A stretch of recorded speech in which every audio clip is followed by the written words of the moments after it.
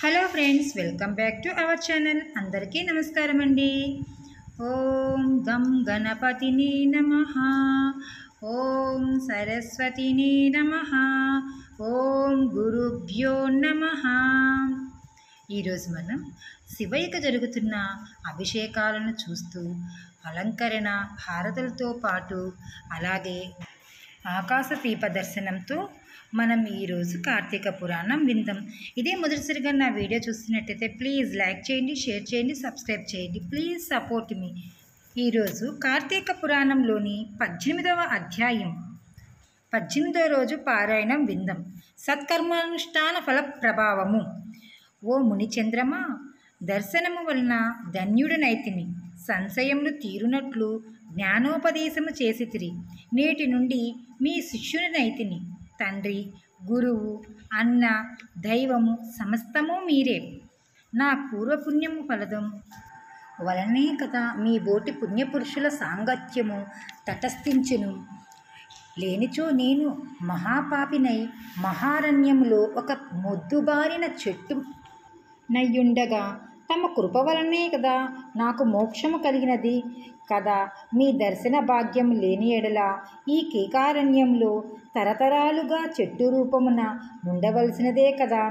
అట్టి నేనెక్కడా, మీ దర్శన భాగ్యం ఎక్కడా, నాకు సద్గతి ఎక్కడా, పుణ్యఫల ప్రదాయమగు ఈ కార్తీక మాసం ఎక్కడా, పాపాత్ముడనగు నేనెక్కడా, ఈ విష్ణాలయమందు ప్రవేశించేటెక్కడా. ఇవి అన్నియును దైవకాలముగా ఘటనలు తప్ప మరొకటి కాదు. కాన నన్ను తమ శిష్యుడిగా పరిగ్రహించి సత్కరములను మానవుడెట్లు అనుసరించవలెను, దాని ఫలమేమిటో విశదీకరింపుడని ప్రార్థించెను. ఓ ధనలోభ, నీవడిగిన ప్రశ్నలన్నీ మంచివి. అవి అందరికీ ఉపయోగార్థమైనట్టివి. కాన వివరించదను, శ్రద్ధగా ఆలకింపుము. ప్రతి మనుజుడు ఈ శరీరమే సుస్థిరమని నమ్మి జ్ఞానశూన్యుడగుచున్నాడు. ఈ భేదము శరీరమునికే గాని ఆత్మకు లేదు. అట్టి ఆత్మజ్ఞానము కలుగునెట్టి సత్కర్మలు చేయవలను. సకల శాస్త్రములు ఘోషించుచున్నవి. సత్కర్మను అనుసరించి వాని ఫలము పరమేశ్వరార్పితమునర్చి జ్ఞానము కలుగును. మానవుడే జాతివాడు ఎటువంటి కర్మలు ఆచరించవలెనో తెలుసుకొని అటువంటివన్నీయు ఆచరింపవలెను. బ్రాహ్మణుడు అరుణోదయమున స్నానం చేయక సత్కర్మలను ఆచరించును వ్యర్థమగును. అట్టి కార్తీక మాసమందు సూర్యభగవానుడు తులారాశిలో ప్రవేశించుచుండగానే, వైశాఖ మాసంలో సూర్యుడు మేషరాశిలో ప్రవేశించుచుండగాను, మాఘమాసంలో సూర్యుడు మకర రాశిలోందు ఉండగాను, అనగా ఈ 3 మాసాల యందును తప్పక నదిలో ప్రాంతకాలమున స్నానం చేయవలెను. అటులా స్నానములు ఆచరించి దేవతార్చన చేసిన ఎడల తప్పక వైకుంఠ ప్రాప్తి కలుగును. సూర్యచంద్ర గ్రహణ సమయాలందును తదితర పుణ్యతిథుల యందును స్నానము చేయవచ్చును. ప్రాంతకాలమున స్నానము చేసిన మనుజుడు సంధ్యావందనమున సూర్య నమస్కారములు చేయవలెను. అటులా ఆచరించినవాడు కర్మభ్రష్టుడగును.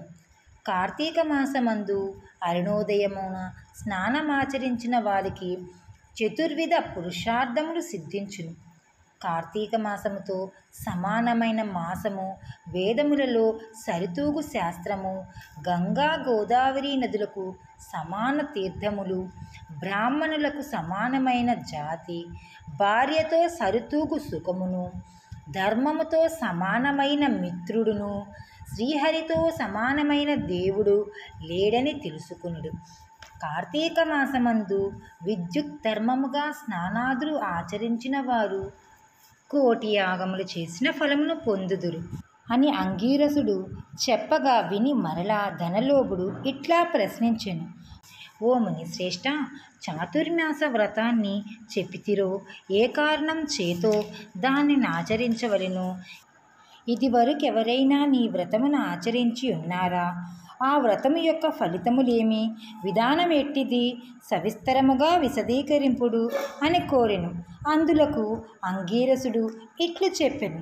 ఓయి వినుము, చాతుర్మాస వ్రతమునగా శ్రీ మహావిష్ణువునకు మహాలక్ష్మితో ఆషాఢ శుద్ధ ఏకాదశి దినమున పాలసముద్రమున శేషపాన్పుపై శయనించి కార్తీక శుద్ధ ఏకాదశి నాడున నిద్ర నుండి లేచును. ఆ 4 మాసములకే చాతుర్మాస్యం అని పేరు.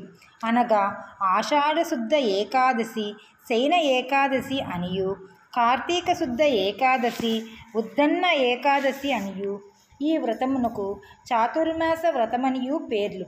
ఈ 4 మాసములలో శ్రీహరికి ప్రీతి కొరకు స్నాన, దాన, జప, తపాది సత్కార్యాలు చేసినచో పూర్ణ ఫలము కలుగును. ఈ సంగతి శ్రీ మహావిష్ణువు వలన తెలుసుకుంటుని కాన ఈ సంగతులు నీకు తెలియచేయుచున్నాను.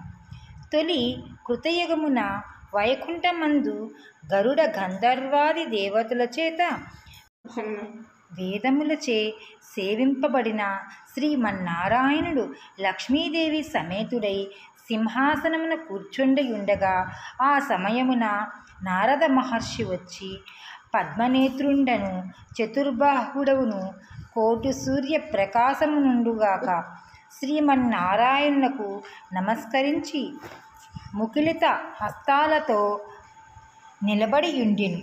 అంత శ్రీహరి నారదుని గాంచి ఏమియో తెలియని వాని వలె మందహాసముతో నిట్లనెను. నారద, నీవు క్షేమమే కదా? త్రిలోక సంచారివైన నీకు తెలియని విషయములు లేవు. మహామునులు సత్కర్మానుష్టములు ఎట్టి విఘ్నములు లేక సాగుచున్నవా? మానవులందరూ వారికి విధించబడిన ధర్మములు నాచరించుచున్నారా? ప్రపంచమున అనే అరిష్టములు లేక ఉన్నవి కదా అని కుశల ప్రశ్నలు అడిగెను. అంత నారదుడు శ్రీహరికి ఆదిలక్ష్మికి నమస్కరించి, ఓ దేవా, ఈ జగంబున నీ వెరుగని విషయములేమియును లేవు. అయినను నన్ను వచింపుమనుటచే విన్నవించుచుంటిని. ప్రపంచమున కొందరు మనుష్యులు మునులు కూడా తమకు విధించిన కర్మలను నిర్వర్తించుట లేదు. వారెట్లు విముక్తులగుదురో ఎరుగలేకున్నాను. కొందరు భుజించకూడదని పదార్థములను భుజించుచున్నారు. కొందరు పుణ్యవ్రతములు చేయుచు అవి పూర్తిగా కాకమునిపే మధ్యలో మానివేయుచున్నారు. కొందరు సదాచారాలుగా, మరికొందరు అహంకార సహితులుగా, పరనిందాపారాయణులుగా జీవించుచున్నారు. అట్టి వారిని సత్కృపతో పుణ్యాత్ములనునర్చు రక్షింపుమని ప్రార్థించుచున్నాను. జగన్నాటక సూత్రధారుడైన శ్రీమన్నారాయణుడు కలవరపడి లక్ష్మీదేవితో, గరుడ గంధర్వాది దేవతలతో, వేల కొలది మహర్షులున్న భూలోకానికి వచ్చి ముసలి బ్రాహ్మణ రూపంతో ఒంటరిగా తిరుగుచుండెను. ప్రపంచమంతను తన దయవలోకమున వీక్షించి రక్షించుచున్న దామోదరుడు ప్రాణుల భక్తి శ్రద్ధలతోనూ పరీక్షించుచుండెను. పుణ్యక్షేత్రములను, పుణ్యనదులు, పుణ్య ఆశ్రమములు తిరుగుచుండెను. ఈ విధంగా తిరుగుచున్న భగవంతుణ్ణి గాంచి కొందరు ముసలివాడివని ఎగతాళి చేయుచుండిరి. కొందరు ఈ ముసలివానితో మనకేమి పని అని ఊరుకుండిరి. కొందరు గర్విష్ఠులై, మరికొందరు కామార్థులై శ్రీహరిని కన్నెత్తైనను చూడకుంటిరి.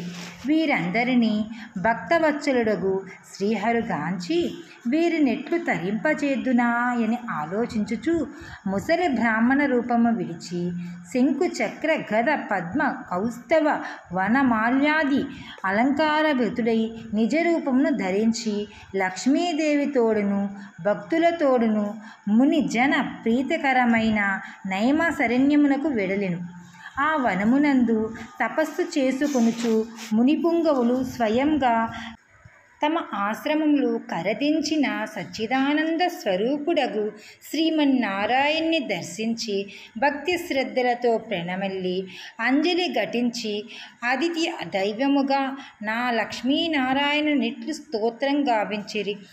శాంతాకారం భుజగశయనం పద్మనాభం సురేశం విశ్వాకారం గగనసదృశ్యం మేఘవర్ణం శుభాంగం లక్ష్మీకాంతం కమలనయనం యోగిహృత్యానగమ్యం వందే విష్ణుం భవభయహరం సర్వలోకైకనాథం లక్ష్మీం క్షీరసముద్రరాజతనయాం శ్రీరంగధామేశ్వరీం దాసీభూత సమస్తదేవవనితాం లోకైకదీపాంకురం శ్రీమన్మన్కటాక్షలబ్ధ విభవద్గీమందర గంగాధరం త్వం త్రైలోక్యకుటుంబి నర్సిజం వందే ముకుంద ప్రియం. 18వ అధ్యాయము 18వ రోజు పారాయణం సమాప్తం. సర్వే జనా సుఖినో భవంతు, సర్వ సన్మంగళాని భవంతు, శుభం భూయాత్. ధన్యవాదాలు.